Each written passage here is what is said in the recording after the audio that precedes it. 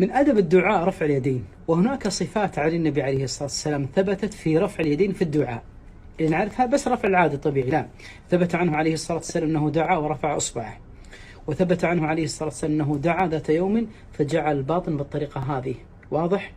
وثبت عنه عليه الصلاة والسلام أنه دعا وجعل كفه يغطي وجهه، باطنها على وجهه هكذا. الصفة الثالثة سواها إمام الحرم، بعض الناس أشكرت عليه ايش قاعد تسوي إمام الحرم؟ أنه رفع وجعل يده هكذا في الاستسقاء، والحديث في صحيح مسلم من حديث أنس رضي الله عنه وأرضاه. بعض الناس ما يعلم هذه السنن، يمكن تكون غريبة عنده، مو معنى أنك أنت ما أول مرة تشوفها تنكرها وأنها غريبة، بما أن ثبت فيها دليل عن النبي عليه الصلاة والسلام، فهي سنة مهجورة. جزى الله من أحيا هذه السنة التي أميتت في عهدنا هذا، للأسف أصبحت السنة المهجورة قل العمل بها. صفات كثيرة في الدعاء، لكن هذه بعض الصفات التي للأسف بعضنا لا يعلمها، والله أعلى وأعلم.